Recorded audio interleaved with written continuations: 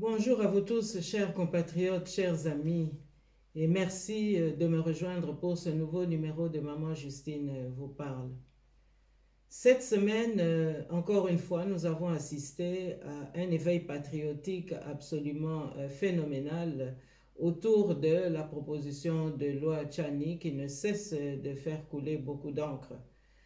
Mais je n'ai pas manqué personnellement de relever aussi pas mal de controverses ici ou là, et même parfois quelques expressions d'interpellation et parfois des menaces vis-à-vis des uns ou des autres. Alors je crois qu'il s'impose aujourd'hui de souligner encore une fois l'importance de cette étape.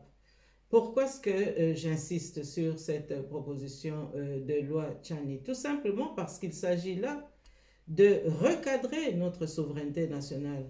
Car nous avons, nous, Congolais, été trop souvent distraits. Nous avons trop souvent sous-estimé l'adversaire et nous avons souvent aussi été bernés par des illusions et nous avons souvent aussi pris les choses à la légère. Or, ici, il s'agit d'une matière régalienne qui doit pouvoir restaurer la stabilité de notre pays et surtout la souveraineté de notre peuple pour notre avenir. Alors, je pense que cette proposition de loi Chani, dont nous avons eu l'occasion déjà de parler, est une étape absolument essentielle. Et pourquoi est-ce que nous en sommes là aujourd'hui?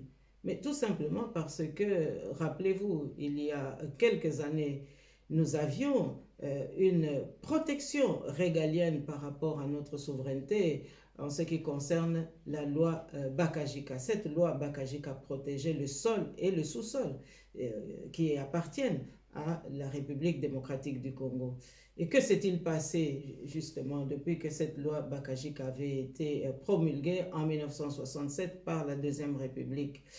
Eh bien, nous avons vu qu'à l'avènement de Joseph Kabila Kanambe, après les pourparlers de Sun City, arbitrairement, cette loi Bakajika a été totalement supprimée. Et que s'est-il passé? C'est que le plan d'action de la politique étrangère de la communauté internationale et notamment de la Belgique prévoyait qu'on puisse recoloniser, je n'ai pas peur de le dire, recoloniser le Congo, récupérer une certaine influence en Afrique et notamment nous déposséder de cette souveraineté. Alors, Kabila Kanambe a obéi aux injonctions du plan d'action qui avait été présenté par la Belgique dès les années 2000-2002.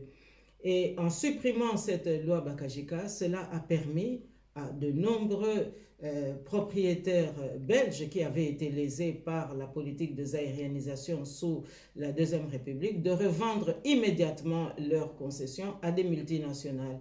Et c'est comme ça que l'expropriation de nos terres avait commencé. C'est comme ça que l'exploitation sauvage de nos minerais avait également commencé. Alors, je pense que là, c'était un acte absolument arbitraire.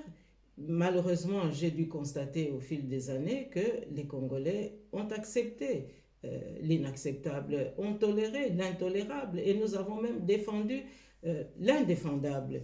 Alors, ce qui veut dire que toutes les initiatives qui ont été prises depuis lors, eh bien, ont permis à l'infiltration de s'installer dans notre pays. Donc, la proposition de loi Chani s'effectue dans une régularité absolument manifeste. Il s'agit de proposer aux parlementaires congolais un débat sur cette question régalienne qui doit pouvoir redéfinir les critères d'accessibilité aux fonctions importantes de notre pays.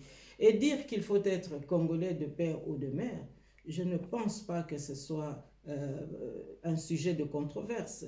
Lorsqu'on est congolais, lorsqu'on est patriote, lorsqu'on est démocrate, je pense que ce sont des exigences qui existent dans tous les pays et qu'on doit pouvoir aussi accepter chez nous au Congo. Alors je crois que aujourd'hui, plus que jamais, nous devons nous recentrer sur l'essentiel. Les parlementaires ont un travail important à effectuer à cet égard. Et je crois qu'aujourd'hui, ils doivent se poser la question, qu'est-ce que nous allons laisser à nos enfants? quel avenir devons-nous préparer pour les générations futures. Et je pense que là, vraiment, ce sera faire œuvre honorable que d'y répondre. Et j'exige absolument ce débat et je trouve que c'est tout à fait important qu'on puisse voter cette loi. Car si nous ne le faisons pas, eh bien, notre pays connaîtra encore un avenir douloureux. Et je ne sais pas qu'est-ce que nous pourrons répondre devant l'histoire.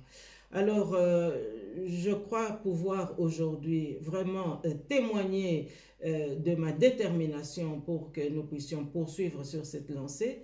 Et j'aimerais aussi que notre classe politique puisse se ressaisir à l'occasion de cette proposition de loi. Il ne faut pas regarder l'auteur ni le faciès de l'auteur. Je crois qu'il faut d'abord considérer que les principes qui sont énoncés sont des principes valables, sont des principes républicains et surtout c'est une exigence de souveraineté à laquelle moi je souscris pleinement. Je vous invite à faire autant et je crois que nous avons du pain sur la planche pour que demain l'avenir soit meilleur. Et ne désespérons pas, car les Congolais ont démontré maintes fois qu'ils étaient capables du meilleur. Et je crois que c'est ce meilleur aujourd'hui qui doit transparaître dans cette volonté de voter la proposition de loi Tchani et surtout d'éduquer notre jeunesse, de lui expliquer d'où nous venons et pourquoi est-ce que nous nous battons. Voilà, chers compatriotes, chers amis, l'essentiel du message que j'avais à délivrer aujourd'hui et je vous dis à la semaine prochaine.